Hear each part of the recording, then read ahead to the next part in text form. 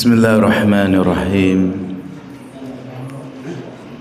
Assalamualaikum warahmatullahi wabarakatuh.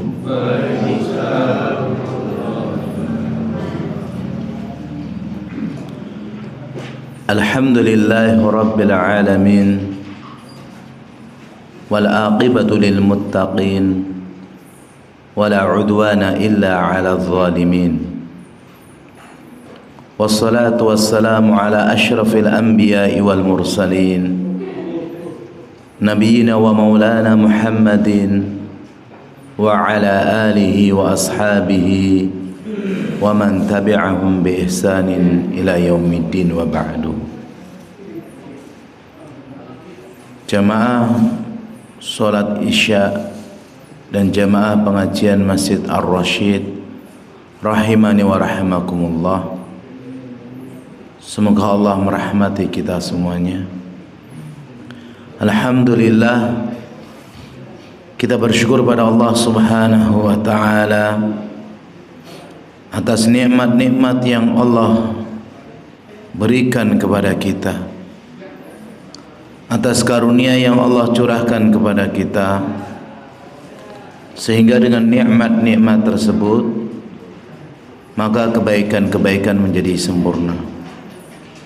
Oleh karena itu kita berusaha memuji Allah, menyanjung Allah, bersyukur pada Allah Subhanahu wa ta'ala atas nikmat tersebut. Nikmat itu akan terasa sangat nikmat tak kala nikmat itu dikurangi oleh Allah atau dicabut oleh Allah. Di antara nikmat yang sering kita lupa adalah nikmat sehat dan nikmat sempat. Kata Nabi SAW, ni'matani maghbunun fihima kathirun minan nas, as-sihhatu wal faragh. Dua nikmat yang banyak sekali manusia lalai padanya adalah nikmat sehat dan nikmat sempat. Tak kala masih sehat, banyak orang menggunakan kesehatannya untuk sesuatu yang sia-sia. Bahkan tidak sedikit yang digunakan untuk maksiat. Demikian juga tak kala mendapatkan nikmat sempat, masih digunakan untuk sesuatu yang sia-sia. Namun tak kala sehat itu mulai dikurangi, sempat itu mulai menjadi sempit, manusia baru akan mengatakan, aduh, kenapa kemarin saya nggak begini? Aduh, kenapa kemarin saya nggak begitu? Dan seterusnya. Seperti kesehatan ini jamaah, ini luar biasa ya. Sehat itu lebih berharga daripada harta benda. Kalau jenengan suruh milih, saya yakin jawabannya sama. Jenengan punya rumah 10, mobilnya 20, motornya 300, tapi cuma stroke.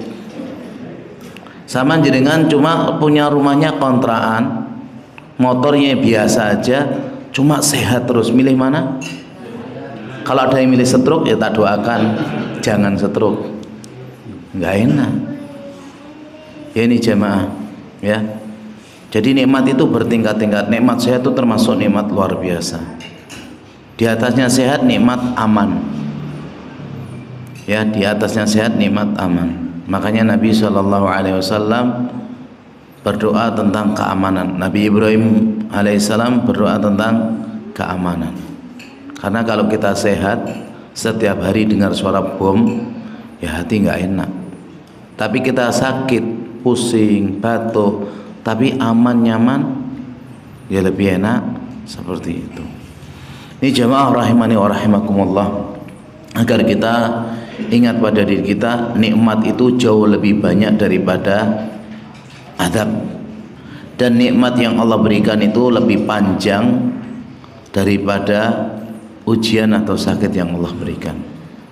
Kemudian salawat dan salam semoga tercurahkan kepada Nabi kita yang mulia Nabi Muhammad sallallahu alaihi wasallam, kepada keluarga beliau, sahabat-sahabat beliau, dan seluruh kaum muslimin yang senantiasa mengikuti beliau dengan baik sampai hari kiamat.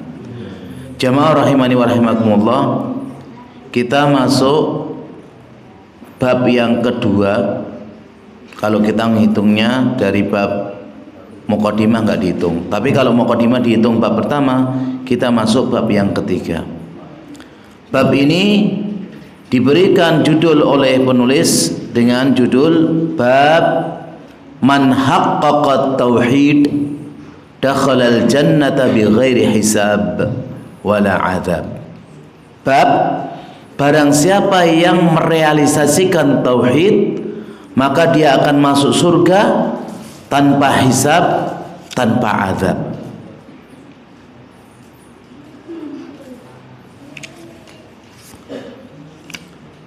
Di sini muallif yaitu Syekh Muhammad bin Abdul Wahhab memberikan bab yang sangat bagus, karena ada dalil bahwasanya umat Rasulullah sallallahu alaihi wasallam masuk surga tanpa hisab dan tanpa azab. Dan dijelaskan oleh pensyarah cucunya sendiri yaitu Syekh Abdurrahman Ibnu Hasan, yaitu barang siapa yang merealisasikan tauhid dengan ikhlas, bersih dari noda-noda syirik, wal bid'ah dan bid'ah, wal ma'asi dan ma'asi, maka akan dimasukkan surga tanpa hisab, tanpa azab. Sebagaimana Allah sebutkan di dalam surat Yusuf ayat 24, kadzalika linasrifa anhu su'u wal fahsya. Yang demikian itu kami palingkan pada Yusuf dari perbuatan jelek dan perbuatan yang keji.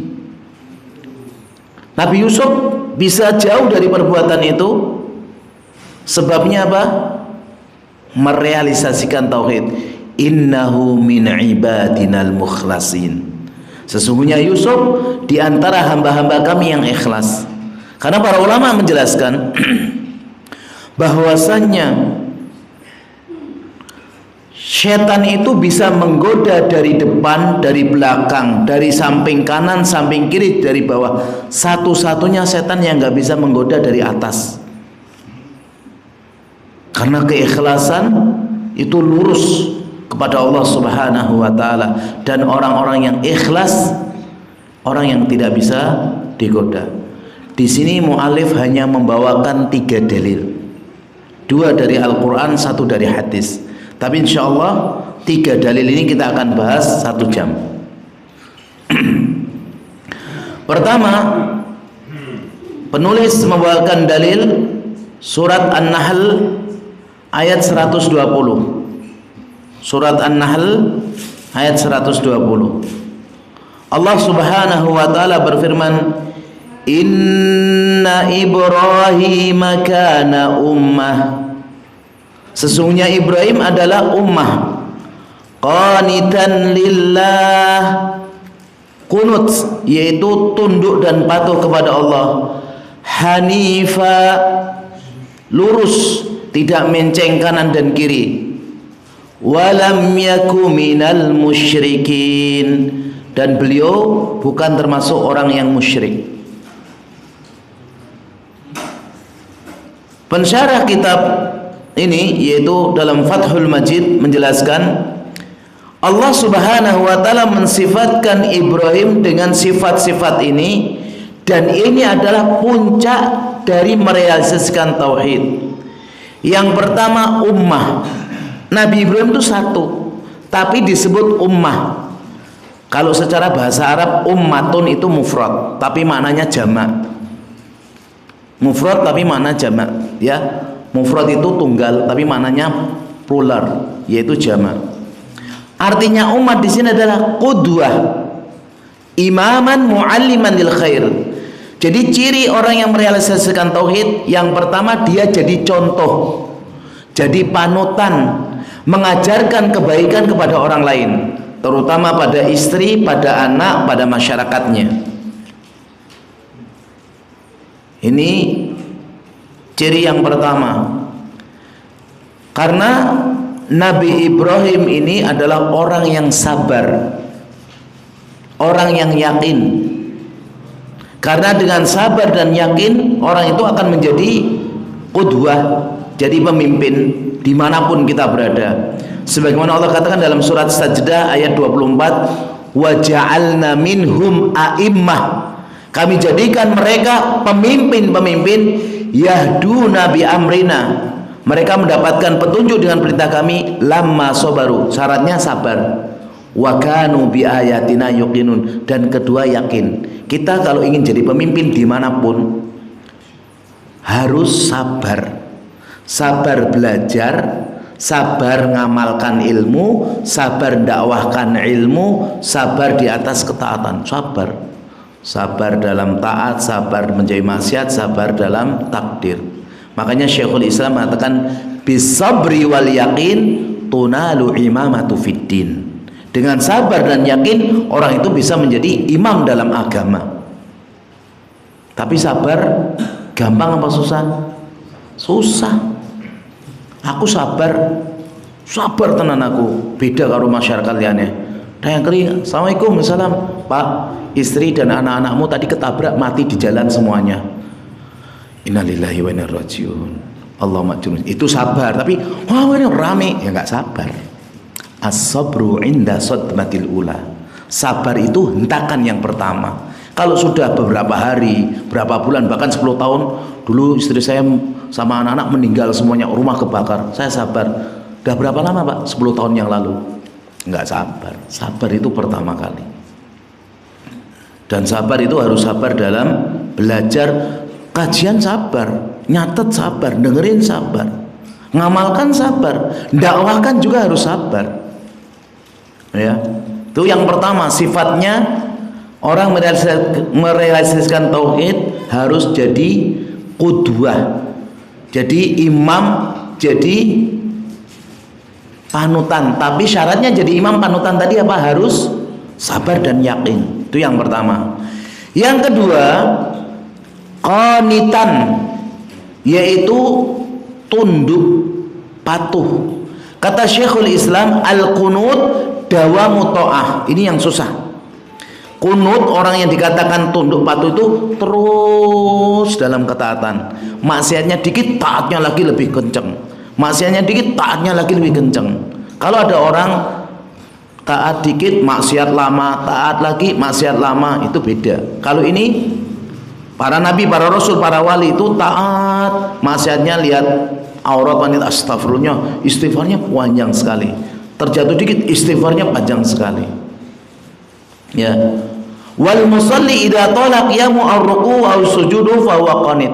Orang salat kalau berdirinya lama, rukuknya lama, sujudnya lama, disebut kunut. Makanya dikatakan kunut itu kalau berdirinya lama. Tapi kalau doa kunut jangan lama-lama. Dijelaskan oleh para ulama, termasuk kekeliruan lama dikasih dengan lagu kemudian dipaksakan harus bersajak, itu keliru. Karena Nabi nggak pernah mengajarkan itu. Sebagaimana Allah jelaskan, amman huwa qanitun ana al-laili sajidan wa qa'ima yahdarul akhirata wa yarjuna rahmata rabbi. Apakah kamu orang musyrik itu lebih mulia daripada orang yang berdiri lama di malam hari, sujud, berdiri, dan mereka takut terhadap akhirat dan mengharap rahmat Allah? Ini dalil bahwasanya qanitan itu orang yang sholatnya berdirinya lama. Kalau kita sholat cuma 5 menit itu nggak qanit. Kalau kita sholat berdiri 15 menit per rakaatnya itu namanya qanit. Ya. Itu yang kedua, sifatnya Ibrahim. Yang ketiga, annahu kana hanifa. Nabi Ibrahim adalah orang yang hanif, orang yang lurus. Dikatakan oleh Al-Imam Ibnul Qayyim di dalam kitabnya Miftah Daris Sa'adah, beliau mengatakan al-hanif muqbil 'ala Allah al-mu'rid an kulli ma siwa. Menerima semua dari Allah, baik itu perintah dikerjakan, larangan ditinggalkan, dan berpaling semua yang menyelisih dari Allah. Makanya Nabi Ibrahim itu beliau setiap perintah laksanakan, setiap larangan tinggalkan. Dan ini beliau dikenal dengan Abul Anbiya, bapaknya para nabi, ya. Dan yang keempat sifatnya annahu kana makana minal musyrikin. Nabi Ibrahim itu bukan orang yang berbuat syirik, ya. Ai li sihhati ikhlasi wa kamali sidqihi, karena benarnya ikhlasnya dan sempurna kejujurannya, ya. Syakiran li an umi, beliau itu syukur terhadap semua nikmat yang Allah berikan. Jadi Nabi Ibrahim, bentuk beliau tidak berbuat syirik adalah berpaling dari perbuatan syirik, dari pelakunya syirik, ya. Makanya Nabi Ibrahim alaihissalam adalah nabi yang Allah jadikan khalil, ya, karena nabi yang dijadikan khalil itu dua, Nabi Muhammad dan Nabi Ibrahim. Tapi kalau Nabi Ibrahim nasnya dalam Al-Quran, kalau Nabi Muhammad nasnya dalam hadis. Dan kita diperintahkan untuk mengikuti Nabi Ibrahim. Qad kanat lakum uswatun hasanah fi Ibrahim walladzina ma'ah. Sungguh telah ada pada kalian contoh yang bagus, teladan yang baik pada diri Ibrahim dan orang-orang yang bersama Nabi Ibrahim. Jadi kalau kita mau merealisasikan tauhid, maka ikuti cara Nabi Ibrahim. Pertama, jadi qudwah, jadi contoh di dalam masyarakat kita. Harus iman, ya, sabar dan yakin. Yang kedua, kita berusaha untuk qanit. Dalam taat itu yang lama. Kalau maksiat dikit, istighfarnya lebih banyak dari maksiat, sujudnya lebih banyak biar setannya nangis. Kemudian yang ketiga, kita berusaha untuk lempeng. Perintah dikerjakan, apakah itu yang sunnah terlebih yang wajib, larangan dihindarkan, apakah itu makruh terlebih yang haram. Dan yang keempat, kita jauh dari perbuatan syirik, ya. Tidak senang dengan orang yang berbuat syirik, kita berlepas diri dari pelaku syirik dan ahli syirik, ya. Ini kalau kita mau merealisasikan tauhid. Maka di sini dikatakan fahadha huwa tahqiqut tauhid. Ini yang dinamakan merealisasikan tauhid, wa huwal bara'atu minasyirki wa ahli wa i'tizaluhum wal kufru bihim, yaitu berlepas diri dari perbuatan syirik, dari pelaku syirik, dan berpaling dari mereka, dan mengkufuri mereka, dan melakukan permusuhan terhadap mereka. Jadi jangan sampai orang yang ingin mendapatkan surga tanpa hisab tadi masih, ya, berdekatan dengan para dukun, masih berkasih sayang dengan orang-orang yang percaya dengan zodiak, masih dekat dengan orang-orang yang menyembah kepada selain Allah. Bermuamalah boleh, yang terbagus, tapi sampai loyal, sampai menjadikan bestie, teman dekat yang lainnya, hukumnya haram, tidak boleh. Karena Allah Subhanahu wa taala mengatakan la tajidu qauman yu'minuna billahi wal yaumil akhir yuaduna man hadallahu wa rasulah. Tidak pernah didapati kisahnya satupun orang-orang yang beriman kepada Allah dan hari akhir itu kasih sayang, loyalitas kepada orang-orang yang musuh kepada Allah dan Rasulnya, ya. Dan Nabi Ibrahim ini bukan orang Yahudi, Nabi Ibrahim ini bukan orang yang Nasrani. Nabi Ibrahim itu adalah orang yang lurus, agamanya Islam. Makanya Allah katakan makana Ibrahim Yahudiyan wala Nasraniyan. Nabi Ibrahim itu bukan Yahudi, bukan Nasrani, walakin kana hanifa muslima. Nabi Ibrahim itu orang yang lurus, orang yang muslim, wa ma kana minal musyrikin. Beliau bukan termasuk orang yang musyrik. Ini dalil yang pertama, ya. Dalil yang kedua, musannif membawakan firman Allah Subhanahu wa taala surat Al-Mu'minun ayat 57, 58 dan 59. Allah Subhanahu wa taala berfirman, innal ladzina hum min khasyati rabbihim musyfiqun. Sesungguhnya orang-orang yang mereka takut kepada Rabbnya, takut azab maksudnya. Walladzina hum biayati rabbihim yu'minun, dan mereka adalah orang-orang yang terhadap ayat-ayat Allah mereka beriman. walladzina hum birabbihim la yusyrikun. Dan mereka adalah orang-orang terhadap Rabb-nya tidak berbuat syirik. Ya. Ini sifat orang beriman. Kata pensyarah ya menjelaskan ayat ini, wasafal mu'minina sabiqina ilal jannah. Allah Subhanahu wa taala mensifati orang-orang mukmin yang terdahulu yang masuk surga dengan sifat tidak berbuat syirik. Fa athna 'alaihim bisifatil lati a'dhamuha annahum bi rabbihim la yusyrikun. Allah Subhanahu wa taala mensifati mereka dengan beberapa sifat, dan yang paling besar sifatnya adalah mereka tidak berbuat syirik. Karena kalau beramal soleh itu tidak semua orang mampu, yaitu misalnya sholat, misalnya zakat, puasa. Tapi kalau tidak berbuat syirik sebenarnya semua orang mampu, karena tinggal meninggalkan saja. Jangan meyakini keyakinan yang nggak ada dalil, sudah. Jangan mempercayai berita yang tidak jelas, itu aja sudah. Ya. Walamma kana al-mar'u qad ya'ridu lahu ma yaqdahu fi islami min syirkin jaliyan aw khafiyyin nafadzalika anhu.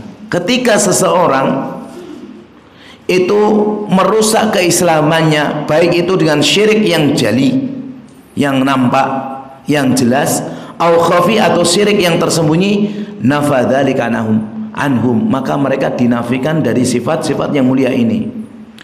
Wa hadha huwa tahqiqut tauhid alladhi hasunat bihi a'maluhum wa sawfa nafa'atuhum. Ini adalah merealisasikan tauhid yang bagus amalan mereka dan sah manfaat mereka.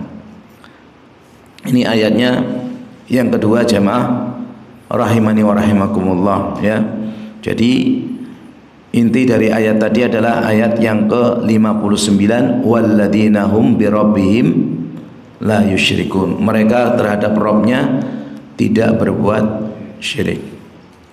Dan dalil yang ketiga adalah dalil hadis. Dalilnya panjang, diriwayatkan oleh Imam Bukhari secara mukhtasar dan mutawwal, Imam Muslim, dan ini lafadznya Imam Muslim, Imam Tirmidzi dalam jami'nya, dan Imam Nasai dalam sunannya. Kita baca pelan-pelan, adanya panjang ya. Qala al-musannif rahimallahu ta'ala, berkata musannif semoga Allah merahmatinya, an Husain ibnu Abdurrahman. Nanti kita jelaskan satu-satu, kita terjemahkan dulu.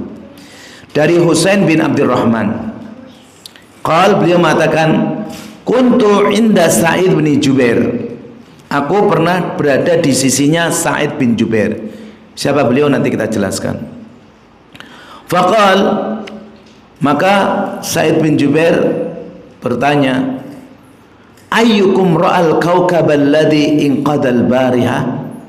Siapa di antara kalian yang semalam melihat bintang jatuh? Faqultu, maka Husain bin Abdurrahman mengatakan, ana, saya.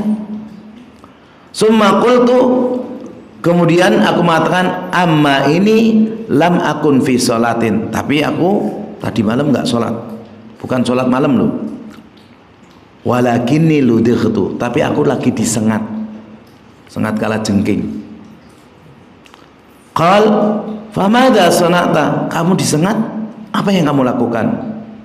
Qultu irtaqaitu, aku ru'yah. Qala, fama hamalaka ala dzalik, siapa yang mengajarimu untuk melakukan ini? Qultu hadisun hadasnahu Sya'bi, ada hadis yang telah menceritakan kepadaku Asy-Sya'bi. Qal, wa ma haddasakum, apa hadis yang menceritakan kamu? Qultu haddasana an Buraidah ibn al-Husayb, telah menceritakan kepadaku Buraidah bin Husayb, annahu qal, bahwasanya beliau mengatakan, la ruqyata illa min ainin aw humah, tidak ada ru'yah kecuali karena penyakit ain yang disebabkan mata, dan humah atau penyakit demam. Maka beliau Sa'id bin Jubair mengatakan, qad ahsana man intaha ila ma sami'a. Bagus kamu mengamalkan apa yang didengar. Walakin haddatsana Ibnu Abbas, tapi menceritakanku Ibnu Abbas, anin Nabi sallallahu alaihi wasallam annahu qala, dari Nabi sallallahu alaihi wasallam bahwasanya beliau bersabda, uridat alayyal umam, aku pernah dinampakkan umat-umat, fara'aitun nabiyya wa ma'ahu rahtu, aku dilihatkan ada seorang nabi bersamanya 3, 4, 5, 6 atau 9 pengikut. Wa ra'aitu wan nabiyya wa ma'ahu rajul wa rajulan, dan aku pernah dilihatkan satu nabi pengikutnya 2 atau 3 tok. Wal nabiyya wa laysa ma'ahu ahadun, aku pernah dilihatkan satu nabi enggak ada pengikutnya sama sekali. Dakwah bertahun-tahun enggak ada yang ikuti sama sekali. Idrufi ali sawadun azimun, kemudian aku melihat kelompok yang sangat besar. Fadhonantu annahu ummati, aku sangka dia adalah umatku. Faqila li, maka dikatakan kepadaku, hadza Musa wa qaumuhu, ini Musa dan kaumnya. Fa nadartu fa idza sawadun azim, kemudian tiba-tiba aku melihat ada kelompok yang lebih besar lagi.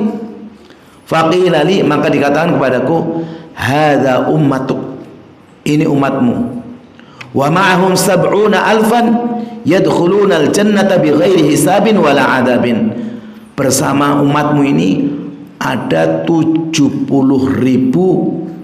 kaum, umat manusia yang nanti masuk surga tanpa dihisab, tanpa diazab. Summa nahado, habis Nabi ngomong gitu bangkit Nabi. Fadakhala manzilahu, keluar masjid masuk rumah. Fahadan nasu fi ulaik, langsung sahabat-sahabat ngobrol. Sebagian mereka mengatakan, oh mungkin yang bersahabat dengan Nabi dari awal. Oh bukan, mungkin dia lahir itu sudah Islam sampai meninggal. Oh enggak begitu, mungkin mereka yang enggak pernah berbuat syirik. Ngobrol macam-macam terus. Siapa mereka yang 70.000 ini? Fadzakaru asya, mereka menyebutkan ini itu terus gitu. Setelah itu fakharaja alaihimun nabi, Nabi keluar kepada mereka. Fa akhbaru, dan mengabarkan, faqal, mereka yang 70.000 itu humul ladina la yastarqun, yang tidak minta diru'yah, wala yaktawun, tidak minta dikai atau tidak mengkai dirinya, wala yatatoyyarun, dan tidak pernah tatoyur beranggapan sial, wa ala rabbihim yatawakkalun, hanya kepada Rabbnya mereka tawakal. Faqama Ukasha ibnu Mihsan, akhirnya Ukasha bin Mihsan langsung berdiri.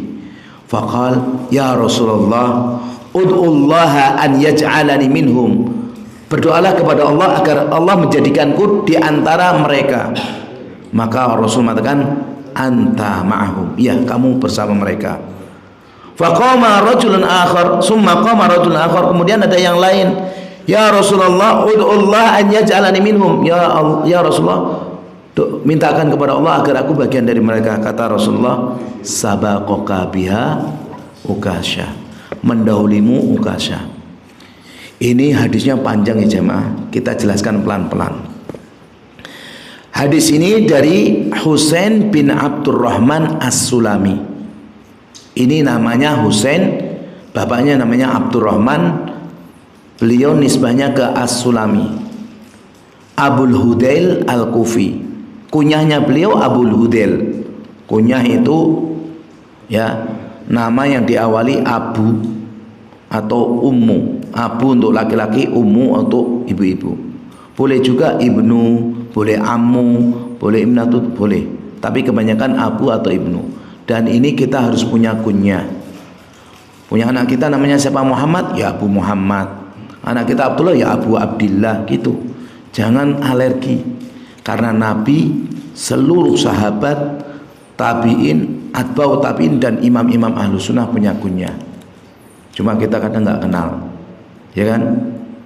Ini nama betul Bukhari, namanya siapa? Nama aja nggak tahu, apalagi kunyah. Namanya siapa Bukhari?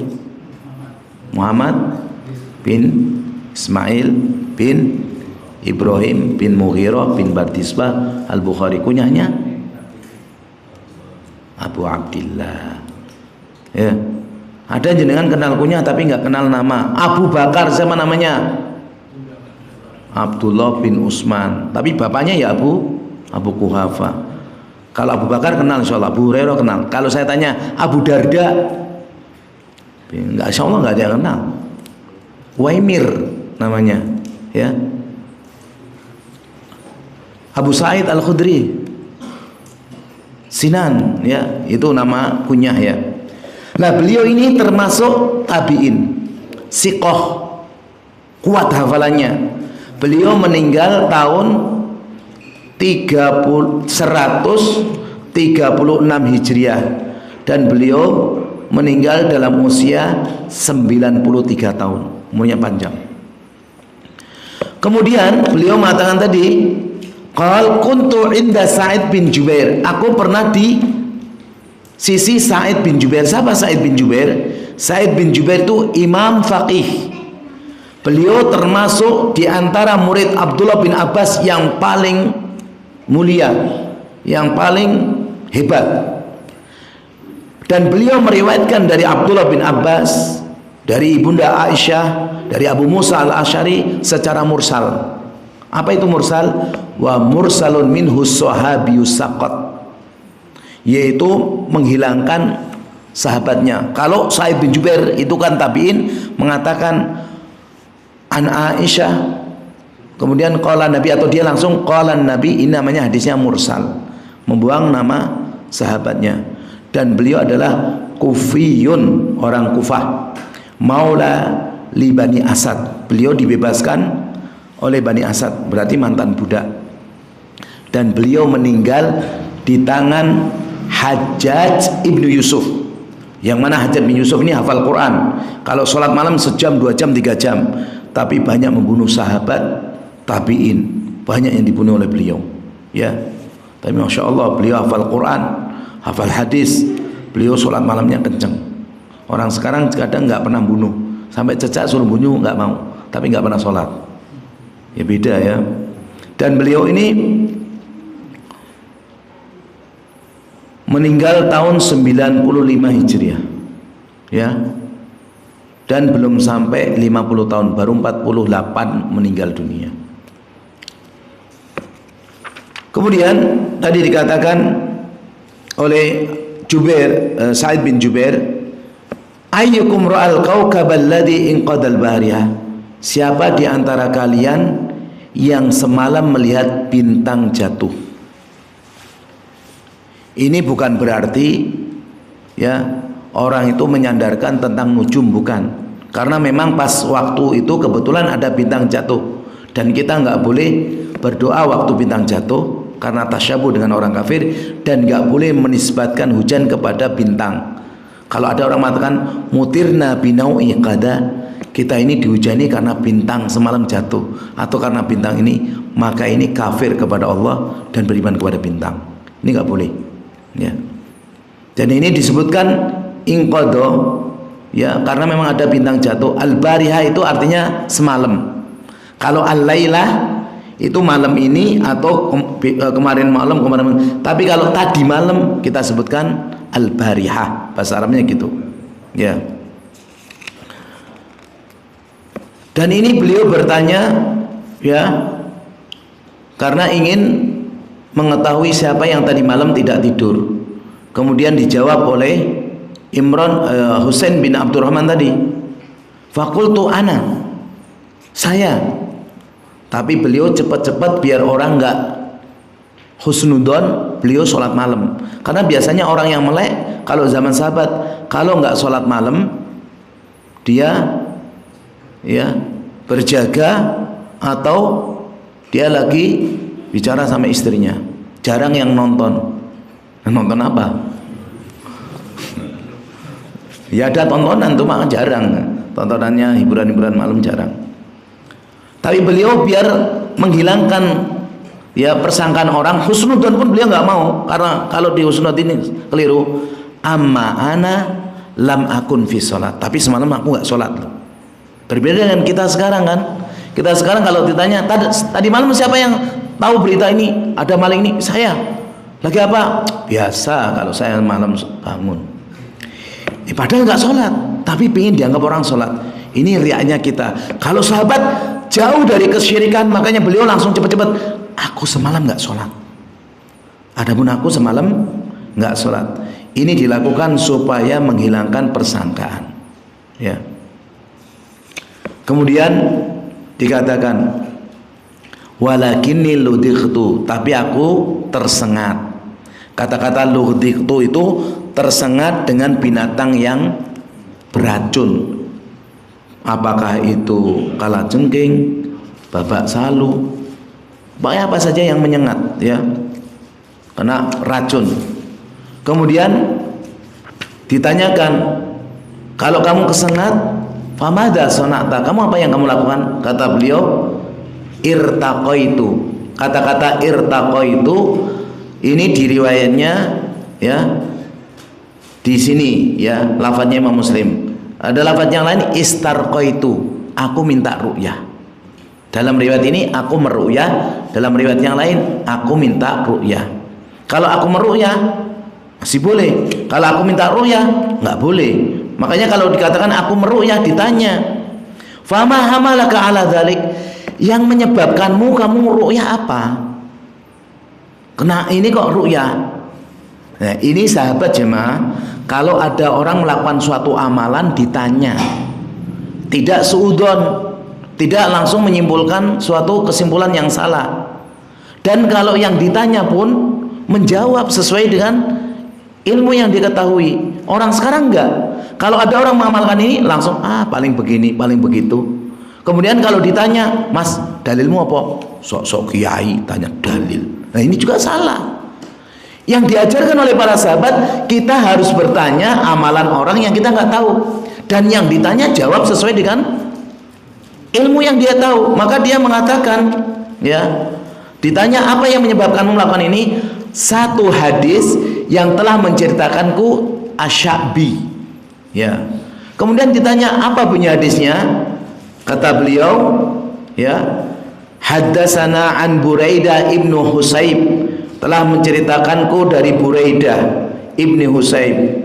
Buraidah bin Husayb ini Ibnul Haris al-Aslami, sahabat yang masyhur, meninggal dunia tahun 63 Hijriah, ya, yang mengatakan Ibnu Sa'ad dalam kitabnya Tabaqat. Kata beliau, la ruqyata illa min ainin aw humah, jangan meruqyah kecuali kalau kena penyakit ain atau demam. Penyakit ain itu penyakit yang disebabkan oleh pandangan mata, baik takjub ataupun hasad. Kalau kita punya bangunan bagus, rumah bagus, megah, ada orang teman kita sendiri, bangunan wapi erek, bangunannya gitu, tanpa ucapan subhanallah, bisa jadi nanti retak, bisa jadi miring, bisa jadi ada yang hancur. Pandangan takjub tanpa mengucapkan pujian pada Allah, subhanallah atau masya Allah. Atau pandangan orang hasad, rumah kayak gini paling korupsi, rumah kayak gini paling nuyul, itu juga bisa. Dan ini kita harus percaya, karena Rasul mengatakan al-ainu haqqun, ain itu terjadi. Dan dulu pernah terjadi, ada sahabat Nabi mandi ngelepas baju, ada yang lihat takjub, orang bersih sekali, laki-laki kok bersih, langsung dia jatuh sakit, demam berhari-hari. Kemudian diobati sana sini nggak sembuh-sembuh. Tanya Nabi, siapa yang pernah lihat kamu? Oh, Fulan bin Fulan. Fulan bin Fulan suruh mandi, akhirnya ditadai lagi, dimandikan, sembuh seketika. Dan ini banyak jamaah ya. Kalau kita punya bayi kok terlalu lucu, jangan asal dibawa keluar, jangan bangga, karena bisa jadi bawa orang habis itu kok sakit terus sampai kurus, kena ain, kita nggak tahu. Kalau yang ain dari keluarga kita, dari tetangga dekat gampang. Lah pas kalau kita bawa ke mall, bawa ke jauh, orang berlalu takjub dan yang lain susah nanti. Ini ya kejadian dulu kan pernah viral. Ada pemuda yang ganteng bangga dengan kegantengannya, foto, langsung jelek sekali. Pernah dengar nggak itu di media sosial? Ini ain. Demikian juga kena humah demam, dan demam bisa disebabkan karena cuaca, karena sengatan, karena ini dan itu. Keduanya bisa diobati dengan diruqyah, bacakan Al-Quran. Dan pengobatan yang pertama itu yang dilakukan oleh para sahabat, pertama ke Al-Quran, dan itu baru nanti ke herbal, yang terakhir baru kedokteran medis. Kalau kita kan kebalik, ke kimia, bosen ke herbal, sudah mau wafat ke Al-Quran. Itu kekeliruan kita, ya. Kemudian ditanya, kemudian disebutkan, faqal qad ahsana man intaha ila ma sami'a. Bagus kamu mengamalkan apa yang kamu dengar. Yaitu kita katakan kalau ada orang ditanya kenapa kamu amalkan ini, dalilnya ini, bagus. Tapi ada dalil yang lebih bagus lagi. Ya seperti ada orang misalnya, loh kenapa wudhu lagi? Tadi dipegang perempuan. Loh kok wudhu lagi? Tapi pegang perempuan. Mana dalilnya? Itu Al-Quran, aula mastumun nisa. Kata Imam Syafi'i, kata pendapat Syafi'iyah gini-gini, itu adalah disentuh perempuan. Oh bagus. Tapi ada yang lebih bagus. Tafsirnya Abdullah bin Abbas, aula mastumun nisa itu artinya jima. Jadi dipegang itu nggak batal. Nah itu kita punya ilmu gitu enak. Bukan gontok-gontokan, nggak punya ilmu. Nah ini juga bagus. Bagus, kamu udah mengamalkan apa yang kamu dengar. Walakin haddatsana Ibnu Abbas ani Nabi sallallahu alaihi wasallam annahu qala. Tapi Abdullah bin Abbas menceritakan dari Nabi sallallahu alaihi wasallam bahwasanya Nabi bersabda, uridat alayyal umam. Ditampakkan kepadaku umat-umat. Ya berarti menunjukkan Nabi itu dalam Isra Mi'raj ini, dalam Isra Mi'raj diperlihatkan banyaknya umat manusia.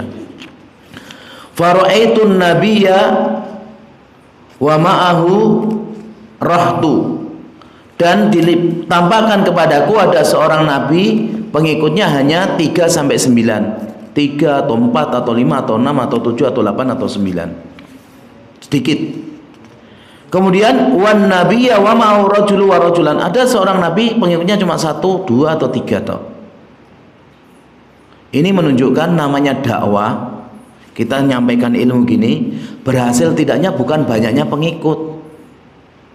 Seorang yang hidupnya dakwah ibadah jadi prioritas, maka cita-citanya itu berkelas, dan dia tidak pernah mengharapkan banyaknya kuantitas, tapi dia akan menyampaikan ilmu-ilmu yang berkualitas.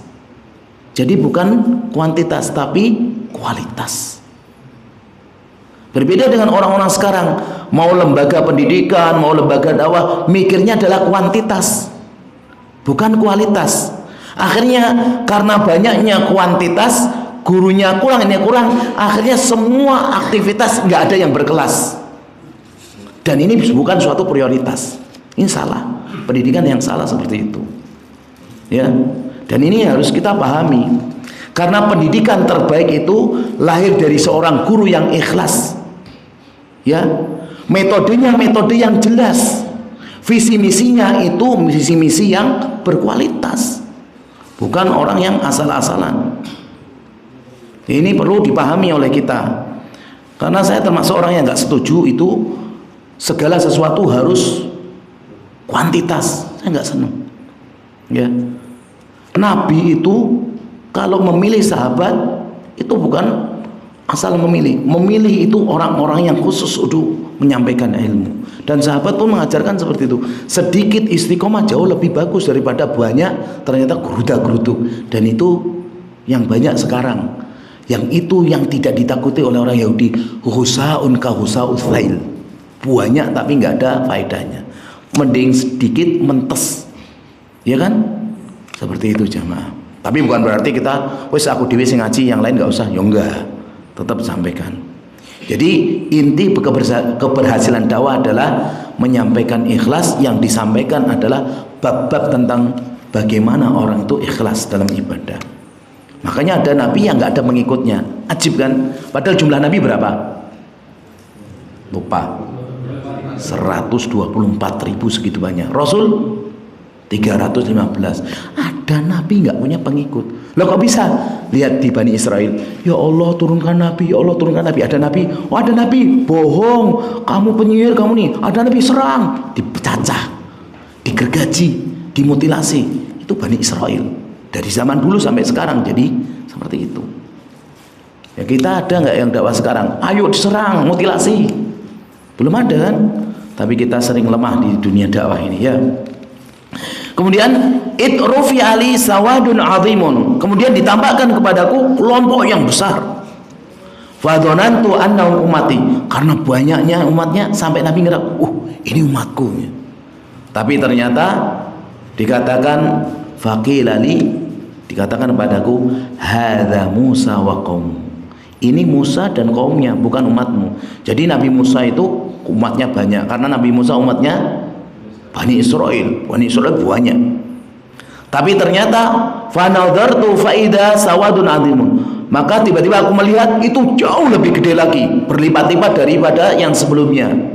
Faqilali, dikatakan kepadaku hadhihi ummatuk. Ini adalah umatmu wa ma'ahum sab'una alfan yadkhuluna al-jannata bighairi hisabin wala adzabin. Umatmu ini ada 70.000 yang mereka nanti masuk surga tanpa hisab, tanpa azab. Jamaah, kalau hadis ini dipahami cuma 70.000 tok, kayaknya kita nggak dapat jatah. Kenapa? Sahabat Nabi jumlahnya berapa? 100 sekian puluh ribu. Yang 16.000 laki-laki itu semuanya poligami. Ya, 16.000 loh. Kita nggak nyebutkan 1.000, 2.000, 6.000, 16.000. Dan ini kalau sahabat tok entek. Tapi alhamdulillah ada penjelasan ulama bahwasanya Nabi diizinkan meminta tambahan dari 70.000, persatunya membawa 70.000. 70 kali 70 berapa? 70.000 kali 70.000 4M, 4 miliar. Dan itu sama dengan jumlah malaikat yang narik tali di neraka jahanam. 4 miliar lebih, 9. Ya, alhamdulillah. Dan Nabi setelah mengabarkan semacam ini, kemudian Nabi masuk, summa nahadha, kemudian Nabi bangkit, fakhadun nasu fi ulai, kemudian orang-orang itu ya berdiskusi, berbicara tentang mereka itu siapa sih? Apakah sahabat Nabi, apakah ini terus? Karena sahabat itu banyak, tabiin lebih banyak. Tabiin banyak, atba'u tabiin lebih banyak. Semakin akhir zaman yang memeluk Islam semakin banyak. Cuma kualitasnya semakin berkurang banyak. Kalau orang dulu itu perhatian kepada ikhlas, nggak perhatian kepada banyaknya amal. Kalau orang sekarang perhatian banyaknya amal, cuma sedikit yang perhatian kepada ikhlas. Hatta di Masjidil Haram, ribuan orang jamaah haji yang selfie lebih banyak daripada yang enggak. Ya, ini menunjukkan kita ini kurang ikhlasnya. Setelah para sahabat itu mereka berbicara ini dan itu sampai rame, kemudian Nabi SAW keluar ya dan menjelaskan kepada para sahabat. Kata Nabi SAW, humul ladina la yastarqun. Mereka adalah orang yang tidak minta diru'yah. Tapi kalau kita meru'yah orang yang sakit boleh. Karena Nabi SAW mengatakan, barang siapa yang bisa memberi manfaat kepada saudaranya, fal yaf'al, kerjakan. Termasuk memberi manfaat apa? Ru'yah. Ada temennya kok aneh gelagatnya, pegang langsung bacakan surat Al-Baqarah boleh, Ali Imran boleh, surat Jin boleh, As-Saffat boleh. Dan itu pernah kejadian dulu waktu saya di Bogor. Teman itu ngomong sendiri, tak pegang, ngomongnya kadang nenek, kadang anak bayi langsung tak bacakan apa namanya surat jin, keluar jin-jinnya itu, tapi kita diganggu. Memang orang ruqyah itu hati-hati ya, karena kemarin teman anak yang umurnya baru 36, istrinya 2, anaknya hampir 10 itu habis ngeruqyah. Yang dari ruqyah itu ternyata jinnya kiriman. Beliau habis ngeruqyah 1 pekan, kemudian beliau kena diare 2 pekan, masuk rumah sakit terus meninggal. Umurnya masih muda. Ini kadang ya seperti itu. Tapi memang ya kita harus hati-hati. Kalau kondisi capek, kondisi kita nggak fit, ya jangan ngeruqyah dulu. Karena kalau nggak kita, kadang keluarga kita yang kena. Tapi kadang juga kita bingung, pengen bantu orang, tapi yang mengkhawatirkan di situ. Ya, ini teman, masya Allah, dia belajar di 3 tempat, di Jamilur Rahman, di Al Furqan, di STD. Bahkan dia termasuk lulusan terbaik di angkatannya. Yaitu meninggalkan 2 istri dan anaknya banyak kecil-kecil semua. Ini jamaah ya. Ya mudah-mudahan Allah menerima amal saleh beliau. Kalau minta tidak boleh. Tapi kalau kita meruqyah diri sendiri boleh, dan itu yang disarankan. Ya, kalau bisa kita meruqyah masing-masing. Makanya zikir pagi petang, latihan bacaan-bacaan ruqyah mandiri itu bagus.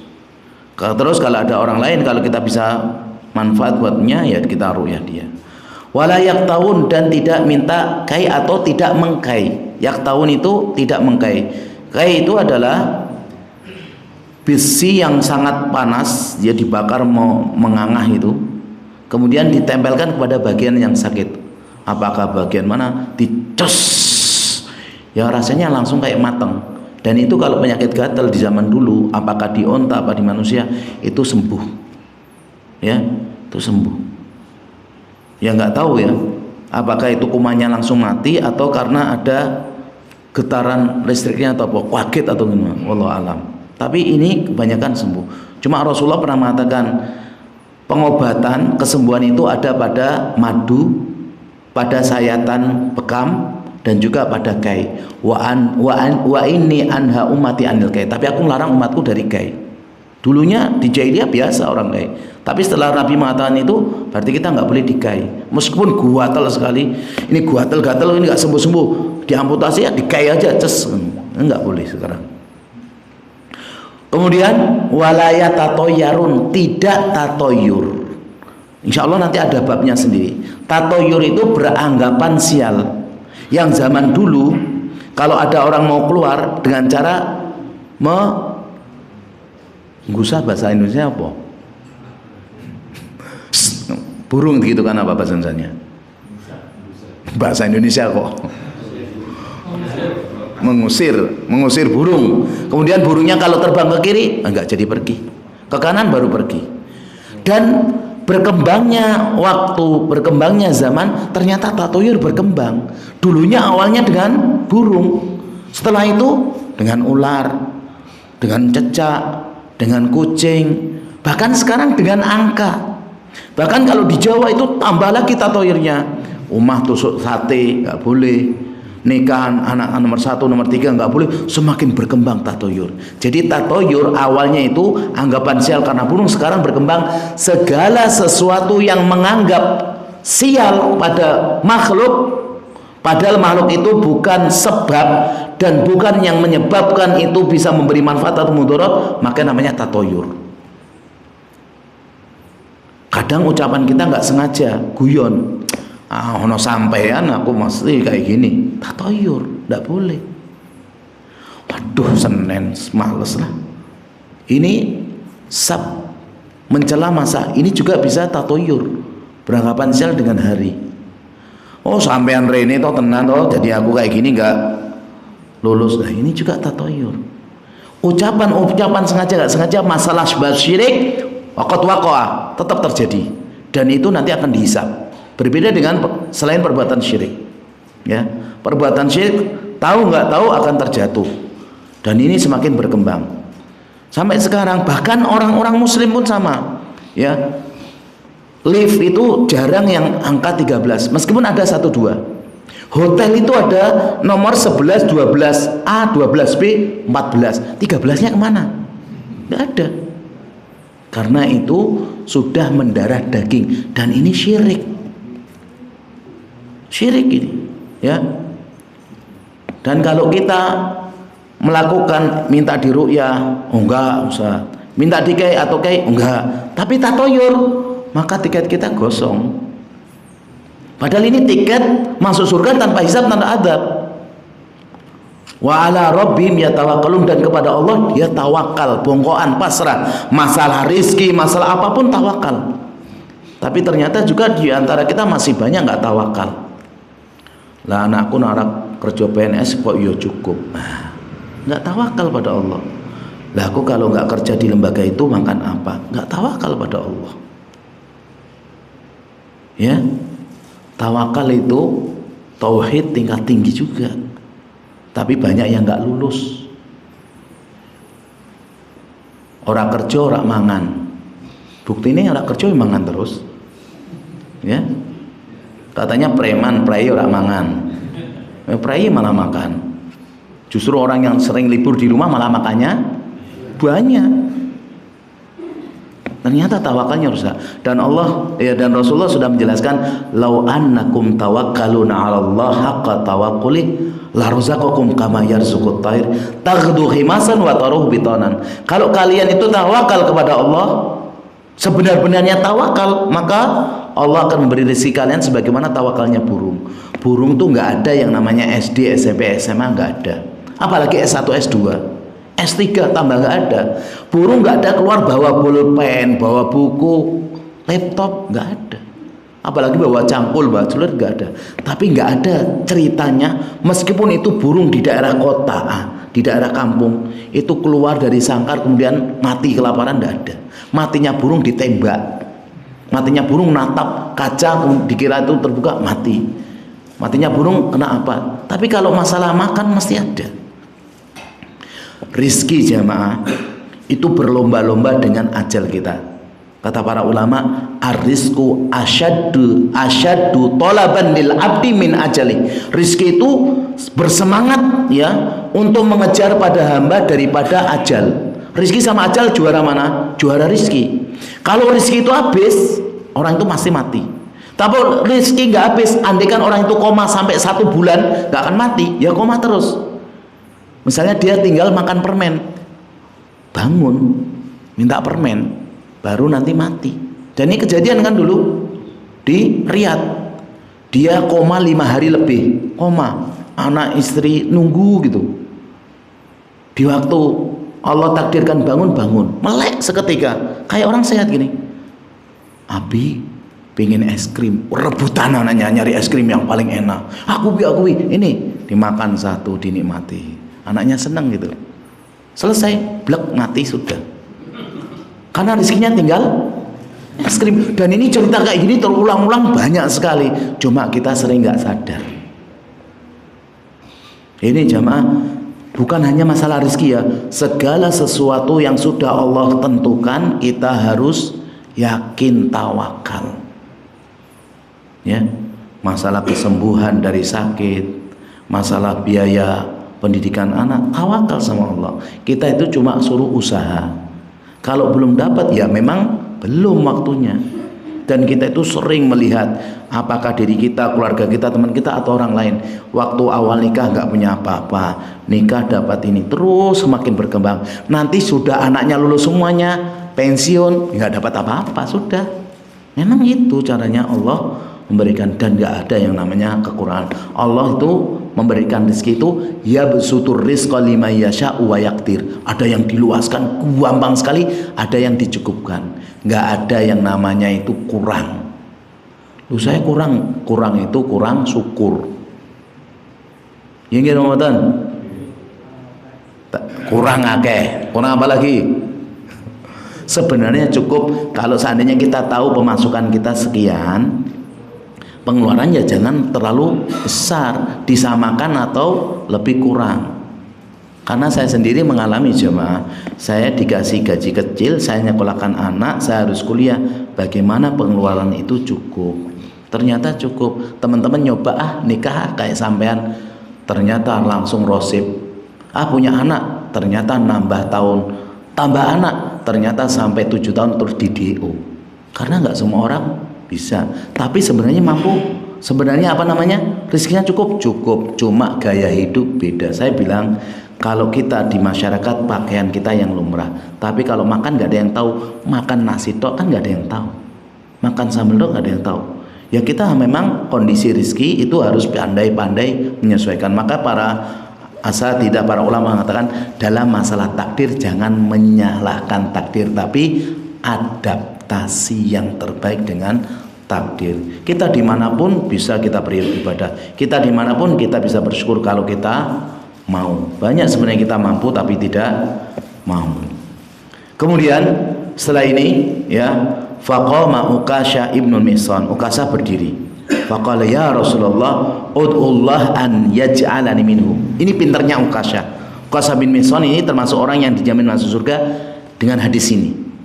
Ya Rasulullah, doakan, mintakan kepada Allah agar aku dijadikan bagian dari mereka. Langsung Rasul mengatakan anta minhum, kamu bagian mereka. Karena doa Nabi itu pasti dikabulkan. Kemudian ada laki-laki yang lain, sahabat yang lain berdiri. Ya Rasulullah, ud'ullah an yaj'alan minhum. Biar ini orang nggak minta terus, Nabi dengan kalimat yang bagus. Kamu sudah didahului oleh Ukasha. Paham ini jamaah? Jadi bukan menyakiti ente emang siapa, nggak gitu. Tapi sudah didahului Ukasha, biar yang lain nggak minta lagi. Ini cara yang terbaik. Jadi kalau kita misalnya ada pas lagi kurban, ada orang datang kan sudah nggak kerja apa-apa, sudah nggo daging kurban berapa kilo, Pak minta kurban. Jangan ditolak mentah-mentah. Bilang aja ini baginya nanti habis zuhur, dikhususkan masyarakat dulu. Kan nggak nyakiti kan? Kan ada sebagian wanita, wah gue dagingmu akeh, ngapain kesini? Terus sana pergi, itu nggak boleh. Jadi kalau ada orang minta, itu kalau kita nggak bisa ngasih, ucapkan dengan ucapan yang baik. Ada di ayatnya ya. Ini jamaah rahimani wa rahimakumullah. Dan antum perlu tahu, orang Islam itu nanti di akhirat ada 3 kondisi. Yang pertama tanpa hisab, tanpa azab. 70.000 lagi plus dikalikan 70.000. Yang kedua dihisab, tapi hisaban yasiro. Fa amma man utiya kitabahu biyamini fasaufa yuhasabu hisaban yasiro. Kalau orang nanti mendapat kitabnya dari tangan kanan, maka akan dihisab dengan hisab yang gampang. Hisab yang gampang itu maksudnya diperlihatkan dosa-dosanya. Ini dosamu, iya. Dosamu, iya. Ngaku semuanya. Karena kamu di dunia dulu saya tutupi, sekarang saya ampuni. Tapi tidak dihapuskan, cuma ditutupi. Dan orang lain nggak lihat. Terus ditutup, kemudian dihisab gampang, dia dimudahkan masuk surga. Ini banyak juga jumlahnya. Dan yang terakhir itu hisaban munakosha. Dihisab, ini dosamu, iya. Kadang dia munakosa, ditampakkan kepada orang. Yang semacam ini dibakar di neraka. Mungkin sehari, 2 hari atau 3 hari. Tapi 1 harinya dalam ayat 50.000 tahun atau 1.000 tahun. Anggaplah cuma yang 1.000 tahun 3 hari. 3.000 tahun gosong rawuh enggak? Saya tanya 3 hari tok 3.000 tahun gosong rawuh enggak? Ya gosong rawuh. Namanya orang nyate, enggak usah nyate lah. Kambing guling dibakar seharian gosong enggak? Kosong. Kambing guling itu cuma 2-3 jam. Kalau seharian gosong. Lah kalau manusia nempel dengan apinya 3.000 tahun nggak kuat. Makanya kita minta sama Allah, kalau andaikan dihisab hisaban yasir, cuma ditambahkan kemudian ditutupi, kemudian kita dimasukkan dalam surganya Allah Subhanahu wa ta'ala. Ini jamaah yang bisa kita sampaikan, mudah-mudahan bermanfaat. Ada pertanyaan? Insyaallah tidak ada ya. Kita tutup dengan doa kafaratul majlis. Subhanakallahumma wa bihamdika asyhadu an la ilaha illa anta astaghfiruka wa atubu ilaik. Assalamualaikum warahmatullahi wabarakatuh.